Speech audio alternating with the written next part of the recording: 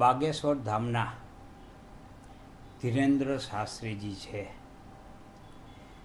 તેઓ ધાર્મિક કાર્ય કરે એની સામે કોઈ વાંધો નથી, અગાઉ પણ વાંધો ન હતો. માત્ર ને માત્ર જે અંધશ્રદ્ધા ફેલાવે છે એ અંધશ્રદ્ધા સામે વાંધો છે અને એનો વિરોધ થવો જોઈએ અને વિરોધ થઈ રહ્યો છે. કારણ કે લોકોને અંધશ્રદ્ધામાં રાખીને તેનો ગેરલાભ લેવો એ પણ ગેરકાયદેસર છે.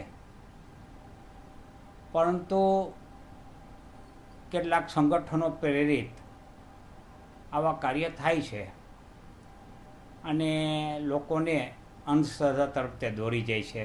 તે ચિંતાનો વિષય છે. આવું થવું ન જોઈએ. ને અંધશ્રદ્ધાનો મહાકુંભ કહી શકાશે. આ કોઈ ધાર્મિક કાર્યક્રમને બદલે અંધશ્રદ્ધાનો મહાકુંભ નો કાર્યક્રમ છે એ રાજકોટમાં યોજાશે. એ આપણા કમનસીબ છે.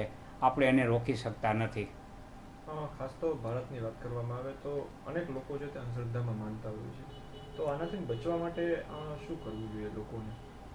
આનાથી બચવા માટે કાયદો કરવામાં આવેલ છે, પણ કાયદાની અમલવારી કરવાવાળા કોણ? પ્રશાસકો છે.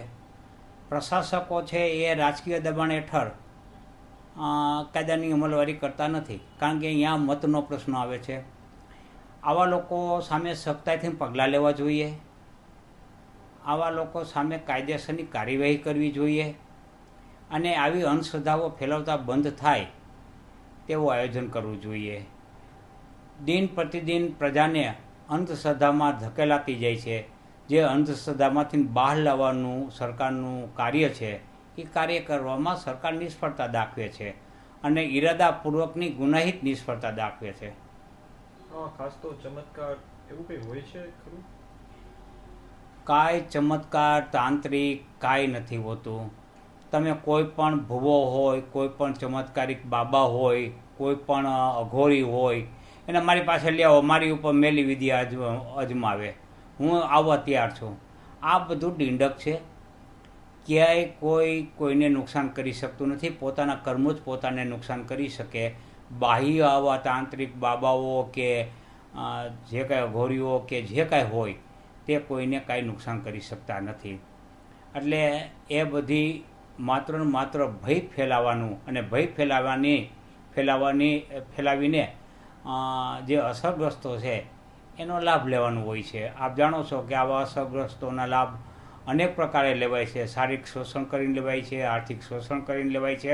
એટલું જ નહીં, કમળ પૂજા થાય છે એ પણ આની આડઅસરો છે. એટલે આવી આડઅસરો દિન પ્રતિદિન વધતી જાય છે. ચિંતાનો વિષય છે. ક્યાંક એવું નથી લાગતું સરકાર જ આમાં પ્રોત્સાહન કરતું હોય એવું? મેં આપણે કહ્યું કે સરકાર છે એ મૌન રહીને એને પ્રોત્સાહન કરે છે. ભલે એને ડાયરેક્ટલી પ્રોત્સાહન ન કરે પણ સરકારે મૌન રહેવું ન જોઈએ. આવા બધા જે બાબાઓ તાઇફાઓ કરતા હોય છે, તાઇફાઓ કરતાં પણ અંધશ્રદ્ધા ફેલાવાના જે કુંભમેળાઓ લગાવતા હોય છે એને રોકવા જોઈએ. પણ એ રોકવામાં સરકાર ક્યાંક ને ક્યાંક મતનું રાજકારણ આવવાથી તેઓ આ બાબતને અમલવારી કરી શકતા નથી.